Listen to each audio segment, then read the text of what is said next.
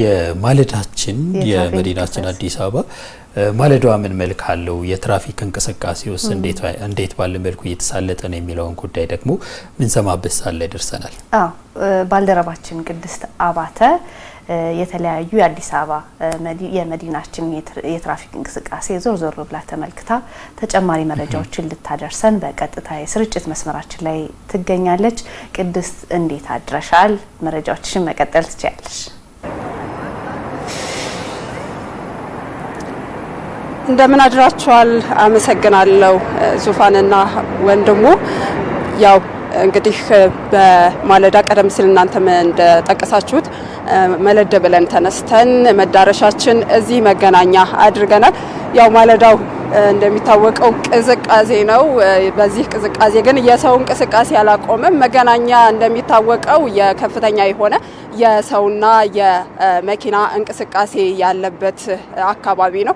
አሁን ደግሞ ሰዎች ወደ ስራ ቦታቸው የሚሰማሩበት ነው። ከጀርባይም እንደምትመለከቱት ወደ ስራቸው ለመግባት የተለያዩ የትራንስፖርት አማራጮችን እየተጠቀሙ ይገኛሉ። ታክሲን ጨምሮ አውቶቡስ እንዲሁም ደግሞ የቅጥቅጥ መኪኖችን በመጠቀም ወደ ተለያዩ መሄድ ወደሚፈልጉባቸው ቦታዎች ይሄዱ ይገኛሉ። ቀደም ብዬም እንደጠቀስኩት ከፍተኛ የሆነ የሰው እንቅስቃሴ ያለበት ነው። መገናኛ ከካራ ወሰን ወደ 4 ኪሎ ቀበና 4 ኪሎ የሚወስደው አንደኛው መንገድ ነው። ከመገናኛ ወደ ሲኤምሲ አያት የሚወስደው ሌላኛው መንገድ ነው። ከመገናኛ በቦሌ ወደ ሜክሲኮ የሚወስደው ሌላኛው መንገድ ነው። የትራፊክ ጧት ላይ የትራፊክ ፍሰት የሚኖረው ከካራ ወሰን ወደ ቀበና 4 ኪሎ የሚወስደው መንገድ ነው። ሌሎቹ መንገዶች ብዙ የትራፊክ ፍሰት የለባቸውም። አሁንም እንደምመለከተው ከሆነ ከካራ በወሰን ወደ ቀበና 4 ኪሎ የሚወስደው መንገድ የተወሰነ የትራፊክ መጨናነቅ ይታይበታል።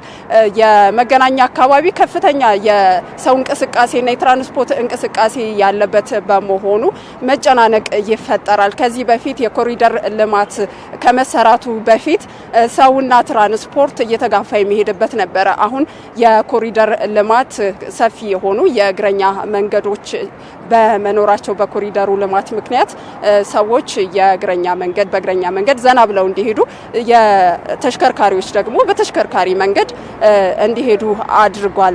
አሁንም ግን የተወሰነ የግንዛቤ ማነስ ወይ ደግሞ ቸልተኝነት ይታያል።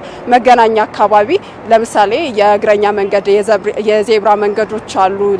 ሰዎች የሚሻገሩበት የዜብራ መንገዶችን ከመጠቀም ይልቁንስ ለመሻገር ዝም ብሎ በአስፋልት የመሻገር አለ።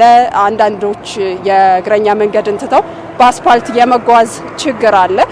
ይሄ ደግሞ ለተለያዩ የትራፊክ አደጋዎችም የሚያጋልጥ ነው።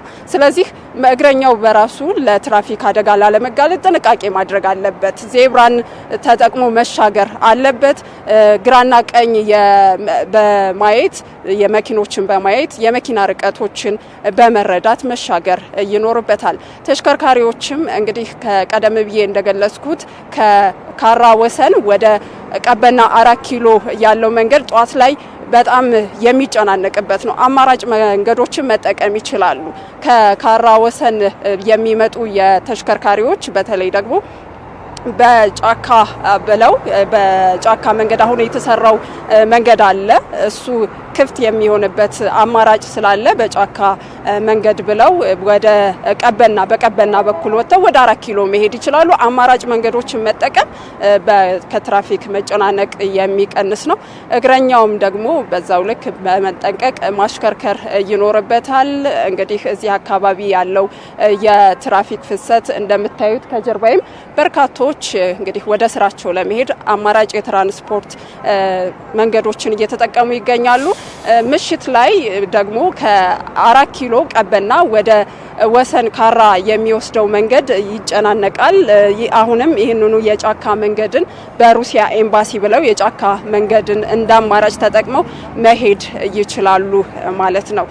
እንግዲህ መልእክታችን እግረኞች ጥንቃቄ በማድረግ የዜብራ መንገዶችን በመጠቀም መሻገር ይኖርባቸዋል። አሽከርካሪዎች ደግሞ ለእግረኞችም ቅድሚያ በመስጠት እንግዲህ ሁሉም ራሱን ከመኪና አደጋ በመጠቀም ቀኑን ማሳለፍ ይኖርበታል። ቀኑ ሰኞ ነው። እንግዲህ ለተመልካቾቻችን ብሩህ ቀን፣ መልካም የስራ ቀን እንዲሆንላቸው እመኛለሁ። ያለኝ መረጃ ይህንን ይመስላል። ቅድስት፣ ለመረጃዎች እጅግ አድርገን እናመሰግናለን። መልካም ቀን ይሁንልሽ።